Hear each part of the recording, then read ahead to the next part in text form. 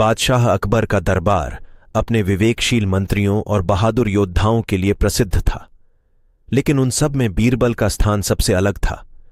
अपनी बुद्धिमत्ता, चतुराई और हाजिर जवाबी के कारण बीरबल हमेशा बादशाह अकबर के प्रिय रहे। एक दिन दरबार में एक व्यापारी आया जो अपनी समस्या का हल खोजने के लिए अकबर से मिला। व्यापारी का नाम रामलाल था और वह बहुत परेशान दिख रहा था। उसने अकबर के सामने हाथ जोड़कर कहा, महाराज, मेरी मदद कीजिए। मेरे गांव में अराजकता फैल रही है। लोगों के बीच में मतभेद और झगड़े बढ़ते जा रहे हैं। गांव के लोग आपस में लड़ते रहते हैं और इसका असर हमारे व्यापार पर भी पड़ रहा है। कृपया हमें कोई उपाय बताइए जिससे हमारे गांव में फिर से शांति और एकता स्थापित हो सके। अकबर ने रामलाल की बात सुनी और तुरंत बीरबल की तरफ देखा। बीरबल ने गंभीरता से सोचा और फिर अकबर से अनुमति लेकर रामलाल के साथ उसके गांव जाने का निश्चय किया। रामलाल और बीरबल गांव पहुंचे। वहां का माहौल सचमुच तनावपूर्ण था। गांव वाले अलग अलग गुटों में बटे हुए थे और आपस में झगड़ते रहते थे। बीरबल ने गांव वालों को इकट्ठा किया और उनसे उनकी समस्याओं के बारे में पूछा।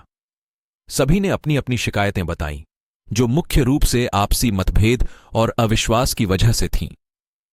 बीरबल ने सबकी बातें ध्यान से सुनी और फिर सोचने लगे कि इस समस्या का समाधान कैसे किया जाए।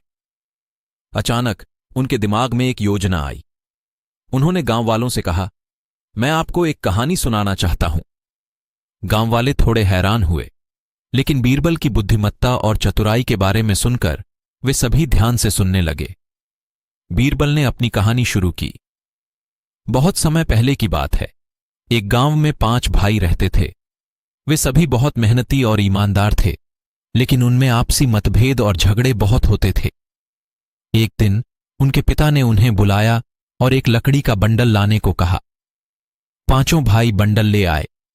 उनके पिता ने कहा, तुम सभी इस बंडल को तोड़ने की कोशिश करो। 5 ने बारी बारी से कोशिश की, लेकिन बंडल को कोई नहीं तोड़ पाया।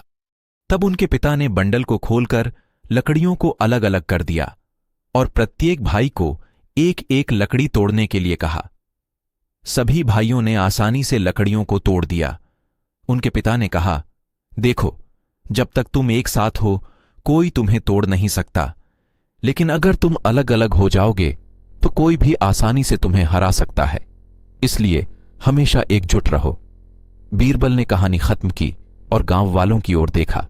सभी गहराई से सोचने लगे।